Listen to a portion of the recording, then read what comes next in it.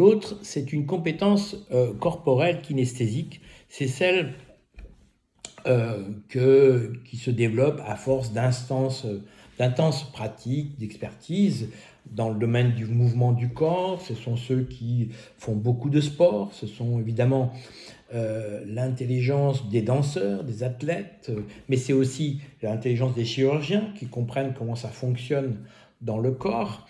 Et donc, c'est une intelligence qui est absolument indispensable pour ce type d'activité.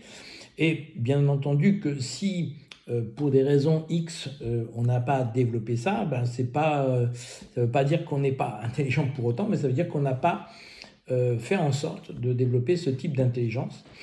Ce qui est étonnant, c'est qu'on trouve aussi, je fais une petite parenthèse parce qu'elle est importante, parce que cette théorie de l'intelligence multiple a aussi des conséquences d'orientation scolaire. Et donc, je pense par exemple aux enfants qui ont une grande difficulté scolaire parce qu'ils ne sont ni auditifs ni visuels.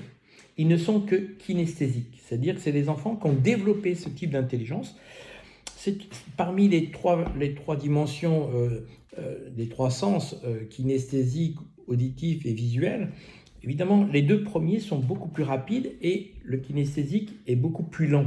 Ce qui fait que ça correspond à peu près à 10% de la population scolaire. Et ces enfants-là ont besoin de plus de temps que les autres parce qu'ils doivent expérimenter dans leur corps ce qu'ils apprennent. C'est évidemment beaucoup plus long.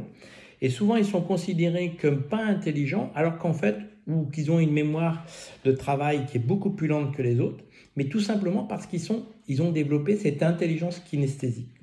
Et donc, qui a pour effet qu'ils réfléchissent comme les autres, tout à fait intelligemment, sauf que c'est un peu plus compliqué, plus lent, puisque ça doit passer par l'expérience, par le corps.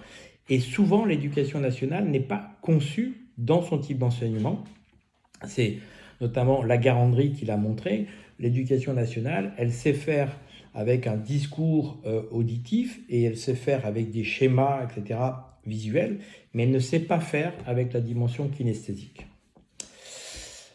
La septième, c'est l'intelligence musicale, celle dont je vous parlais tout à l'heure quand en préambule, j'abordais le cas de Mozart. Évidemment qu'il faut avoir des capacités cognitives et quand on est dans une famille de musiciens, ben évidemment on développe facilement ce type et naturellement chez l'enfant. C'est pour ça que c'est très important que l'enfant puisse entendre de la musique très très tôt, dans les premiers jours de sa vie, pour pouvoir essayer de développer ça. Et après, il faut évidemment qu'il puisse s'exercer avec des instruments pour pouvoir développer ce type d'intelligence.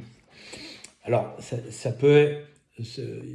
dans cette intelligence-là, il y a deux versants, évidemment, puisque la musique s'entend par deux versants, par deux sens, qui est le sens auditif pour l'écoute, et puis après, le sens qui est de composer, de faire ensemble kinesthésique, de pouvoir aussi l'utiliser en tant qu'instrumentiste.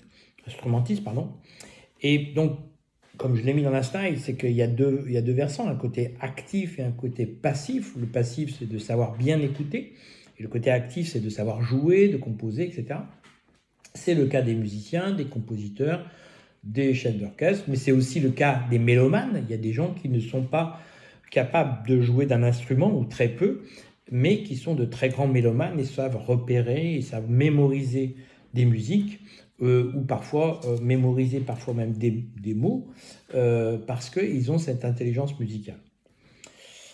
La huitième, c'est celle naturaliste. Alors, ce qui est important de savoir, c'est que quand Howard Gardner a créé cette théorie, il avait d'abord mis 7 types d'intelligence et il avait mis cette huitième plus tard, comme je vous l'ai montré dans la première slide, en 93, parce qu'il avait repéré qu'il y avait des gens qui avaient cette particularité d'être complètement spécialistes que dans ce domaine-là. Et il y en a, le plus grand d'entre eux, c'est Darwin. Darwin, qui lui était effectivement, vraisemblablement, avait développé que ce type d'intelligence naturaliste et qui permet d'être sensible au vivant, comprendre comment ça fonctionne, l'évolution de l'homme, etc. C'est le cas des zoologistes, des botanistes, des archéologues qui savent savoir faire parler non seulement les animaux, mais aussi parfois les objets, qui permet de comprendre comment fonctionne. Et puis, à la fin de sa vie, Gardner a dit, enfin, a parlé d'une neuvième type d'intelligence. Je l'ai appelé plus une parce qu'en fait, lui, il disait c'était la 8e et demie.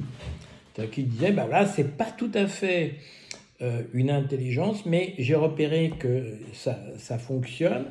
Et donc, pour lui, elle considérait qu'elle était à l'origine des choses, se poser l'idée de se dire quel est le sens des choses, le sens de ma vie, la vocation, etc., etc. Et il y a des gens qui se posent ce genre de choses et qui en fait évidemment des pasteurs, qui en fait des prêtres, etc., qui ont cette intelligence spirituelle pour essayer de se poser des questions sur l'existentiel. Et pour moi, je considère que c'est pas une intelligence, comment dirais-je, à moitié. Hein, moi, je ne dirais pas qu'elle est 8 et demi, mais je dis bien qu'elle est plus 1.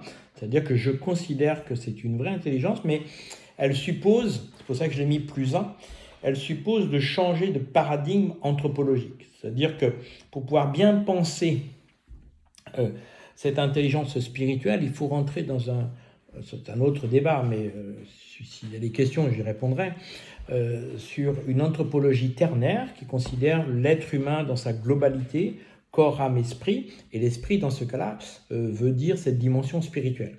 Et dans ces cas-là, si on est dans cette anthropologie ternaire, effectivement, il y a bien cette nouvelle intelligence qui fait qu'il y a des gens qui fonctionnent très bien là-dessus. C'est ce qui a donné les talents de théologiens, quelle que soit la religion qu'ils ont choisie, ou des philosophes qui se posent ce genre de questions. Et ça peut effectivement, pour moi, ça correspond tout à fait à ma clinique. J'observe qu'il y a des choses qui bougent lorsque les gens se convertissent, ça change les choses, parce qu'ils adhèrent à ce type d'intelligence. Voilà ce que je voulais en dire, et donc j'ai une conclusion multiple, vous l'avez, qui est symbolisée par ce schéma. Moi, je pense que c'est une théorie qui mériterait d'être mieux connue. C'est une théorie très très intéressante pour essayer de mieux orienter nos enfants. D'une part, c'est une théorie qui permet de comprendre que tout se joue dans les premiers jours, mais j'ajoute que tout se rejoue quand on veut, puisqu'il y a la plasticité cérébrale dont j'ai parlé tout à l'heure. C'est pas inquiétant, mais par contre, si on avait le souci de faire en sorte de bien développer tous ces types d'intelligence dès les 1000 premiers jours, eh bien, on augmenterait les potentiels de nos enfants sans les surstimuler. Hein. Et puis enfin, c'est une théorie très intéressante parce que ça permet de mettre en évidence que le cerveau ne peut pas tout faire, et c'est pas un signe d'intelligence. Donc, lorsqu'il se spécialise dans un domaine, forcément, il y a un élagage synaptique qui fait que du coup, on n'a pas un être normal n'a pas les 8 types d'intelligence, ce n'est pas possible. Par contre, il va en développer 2, 3, 4. Eh bien, c'est ce que nous allons voir avec les résultats du test que vous avez passé. Et pour moi, ces types d'intelligence, pour moi, ce sont des réels talents. On ne peut pas avoir un talent dans tous les domaines, mais on peut avoir de vrais talents si on développe très très bien tel ou tel type d'intelligence. Voilà. Merci de votre attention. Et puis,